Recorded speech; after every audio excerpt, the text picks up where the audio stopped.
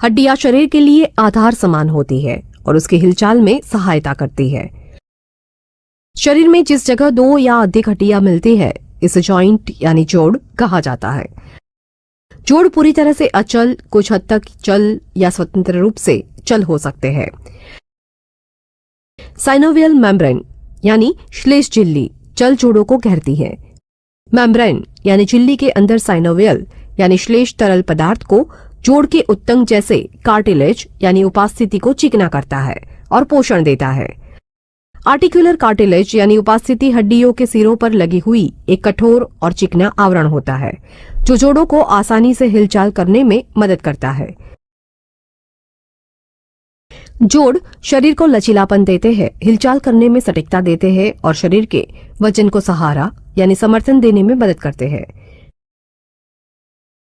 Arthritis यानी गठिया कोई भी ऐसा विकार है जो शरीर के जोड़ों को प्रभावित करता है।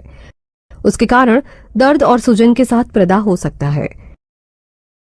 ऑस्टियोआर्थराइटिस यानी अस्थि संधि शोथ या डिजेनरेटिव जॉइंट डिसीज आर्थराइटिस यानी गठिया का सबसे आम प्रकार है।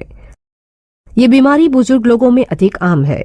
इस बीमारी से लगभग अधिक प्रभावित होने वाले जोड़ों में हाथ, घुटने, नितंब और रीढ़ की हड्डी शामिल होते हैं।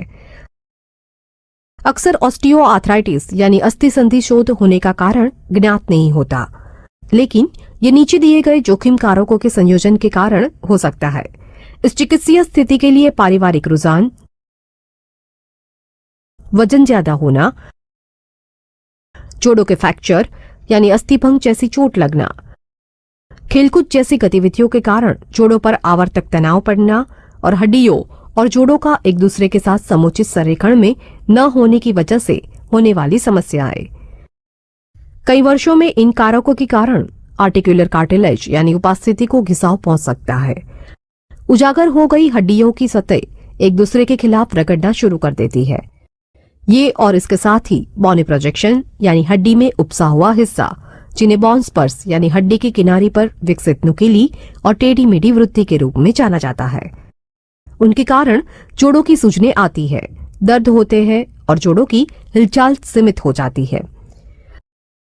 ऑस्टियोआर्थराइटिस यानी अस्थि संधि शोथ जिसका कोई इलाज नहीं है, लेकिन उपचार के विकल्पों का एक संयोजन लक्षणों को नियंत्रित करता है। उदाहरण के लिए दवाइयों जोड़ों में आने वाली सूजन और प्रदाह और दर्द को कम कर सकती है। आम दवाइयों में एसिटामिनोफेन और non steroidal anti inflammatory drugs या NSAIDs शामिल है।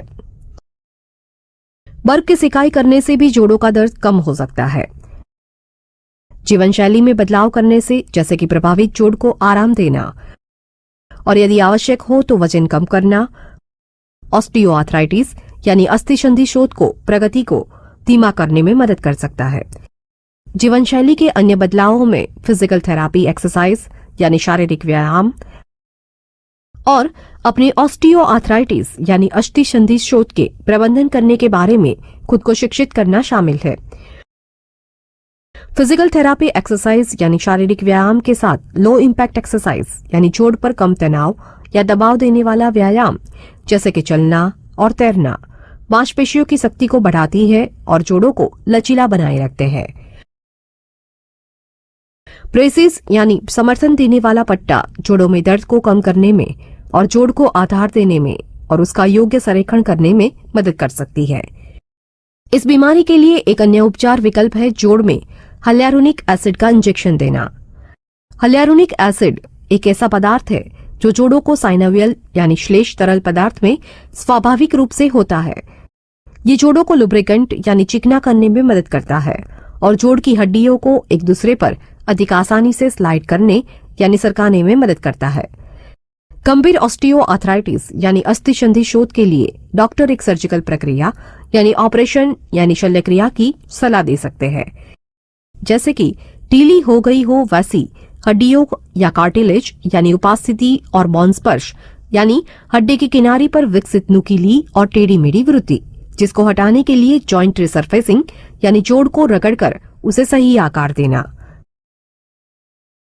या ऑस्टियोटॉमी या बोन रिमूवल यानी हड्डी को हटाने जैसी प्रक्रियाओं को विकृत जोड़ को फिर से व्यवस्थित करने के लिए सलाह दी जा सकती है। कुछ मामलों में आर्थराइटिक जॉइंट यानी गठिया से प्रभावित जोड़ को कृत्रिम जोड़ के साथ बदलने की आवश्यकता हो सकती है।